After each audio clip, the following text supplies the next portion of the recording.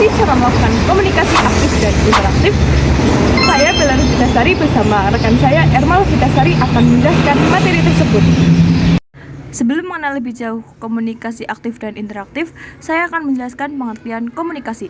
Komunikasi adalah proses penyampaian pesan dari satu pihak ke pihak lain, baik secara verbal, lisan, atau tulisan maupun non-verbal, gerakan tubuh, ekspresi wajah.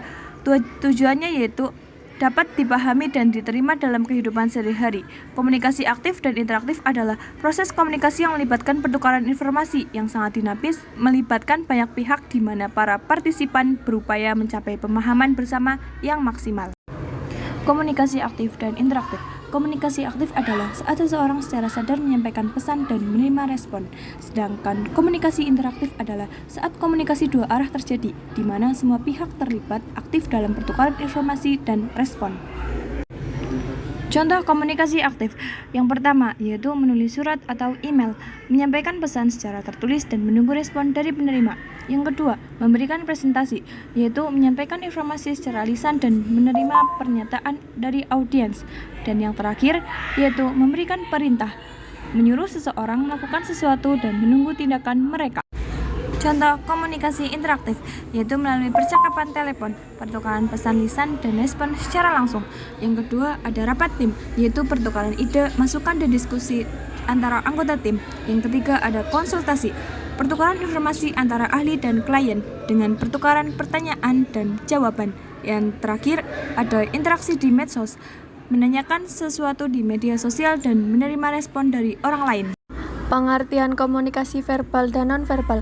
Komunikasi verbal dan nonverbal yang baik sangat penting dalam melayanan penjualan. Komunikasi verbal atau berbicara membantu menyampaikan pesan yang jelas dan persuasif. Sedangkan komunikasi nonverbal atau bahasa tubuh, ekspresi, dan lain-lain membangun kepercayaan dan membantu memahami kebutuhan pelanggan. Contoh komunikasi verbal, yaitu sikap bicara. Gunakan nada suara yang ramah, sopan, dan profesional.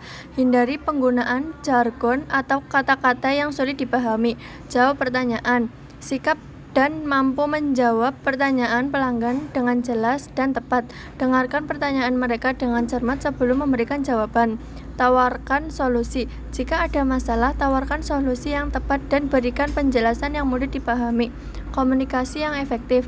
Pelanggan merasa dihargai dan dihormati karena kebutuhan mereka didengarkan dan dipenuhi. Contoh komunikasi nonverbal yaitu bahasa tubuh, jaga jarak mata, tersenyum, dan postur tubuh yang terbuka dan ramah. Ekspresi wajah, tunjukkan ekspresi wajah yang positif dan ramah. Gerakan tubuh, hindari gerakan tubuh yang mengganggu atau mengacaukan. Kesan yang tulus, nonverbal yang positif dapat menunjukkan rasa percaya diri dan dapat dipercaya dan minat yang tulus pada pelanggan. Mengenali ekspresi, pada profesi penjual harus mengenali dan menafsirkan ekspresi nonverbal pelanggan untuk memahami emosi dan maksud. Demikianlah presentasi kali ini. Semoga